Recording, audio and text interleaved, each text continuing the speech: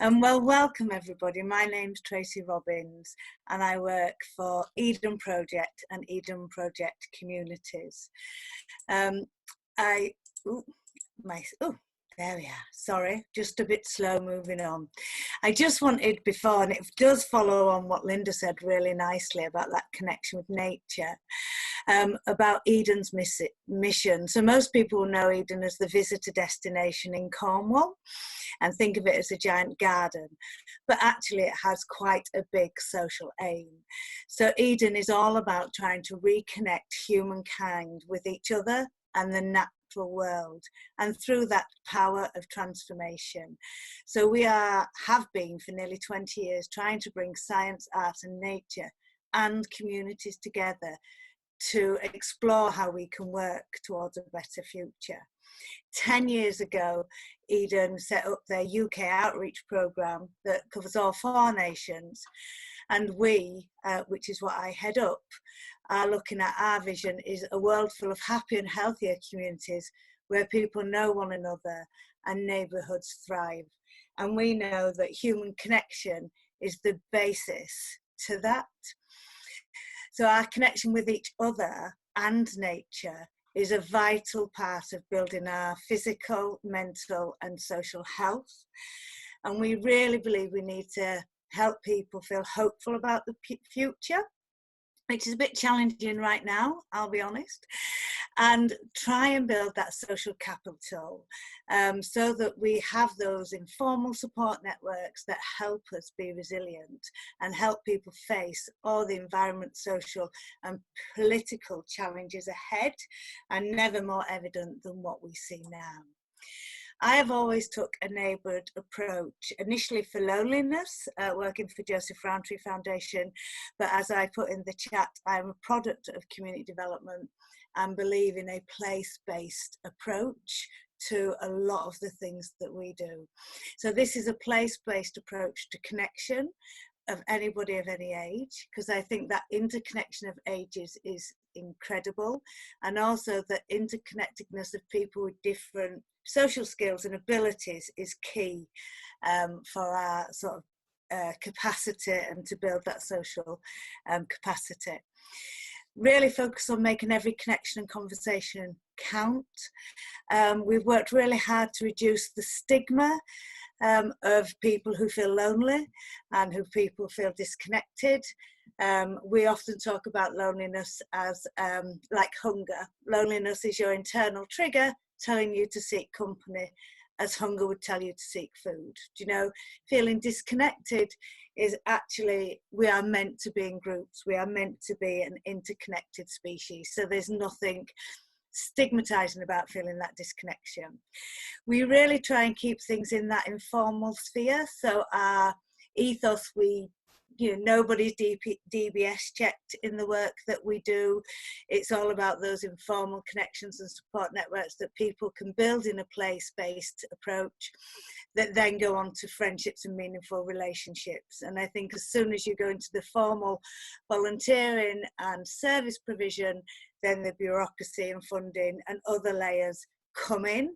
I am not devaluing them. They are our safety net services. So this is much more of the preventative sphere.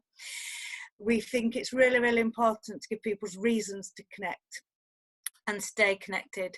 And one of the key things that we prioritise is trying to prioritise the time to connect with each other, so that we know when people do connect, good things happen.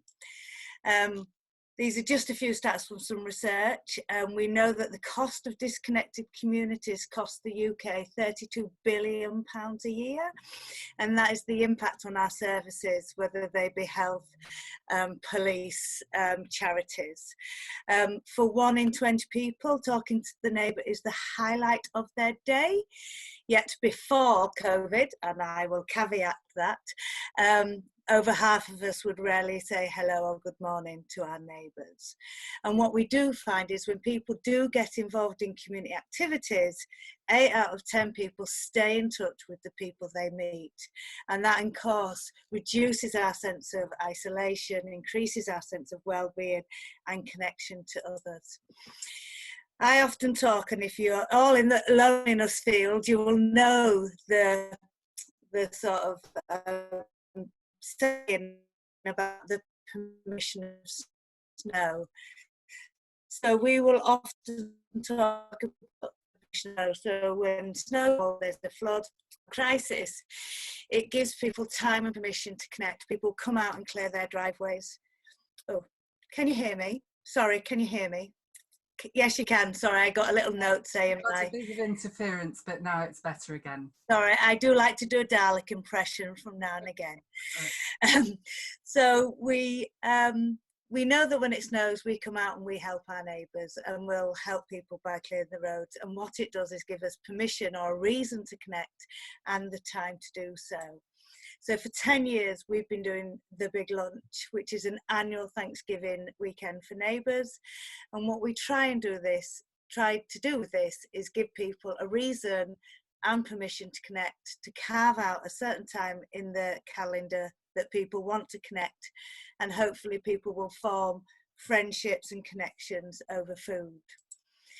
What we find from that is 4.8 million people felt that their environment, they felt it reduced crime and made their communities feel safer, and therefore they felt more enabled to go out. 4.5 million people made new friendships. 4 million people felt less lonely, and 57% of people say that they are now more likely to say hello and chat since lockdown. So we have on average about 6 million people taking part in the Big Lunch. So there are significant outcomes of trying to facilitate that connection on that neighbourhood level.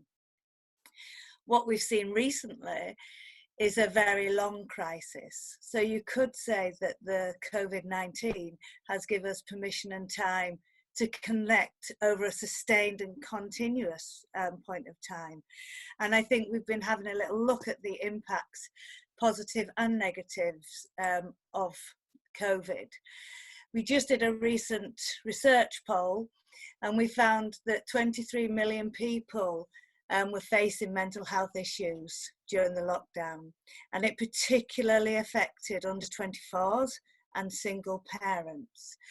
44% of the population felt that the lockdown measures were having a real negative impact on their mental health, and the under 24s report feeling the most lonely, depressed, and more likely to suffer from insomnia during lockdown.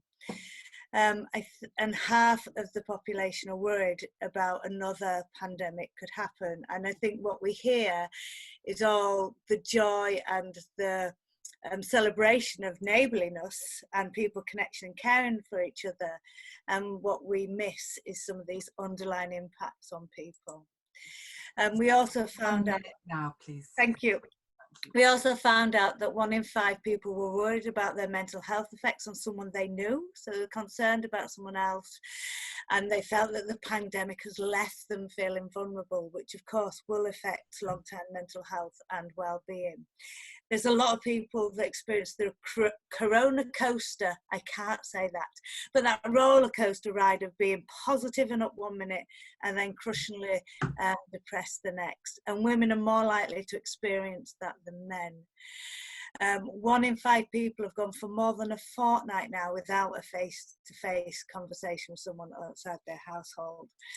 So we have to just consider, these are just a few things I'm going to leave you with to think about, which is those people who came into the COVID-19 lonely and will come out of it lonely, and nothing will have changed for them, and they might actually be a little bit more resentful. People who become lonely and stressed and change isolation are all triggers that impact loneliness and impact our well-being.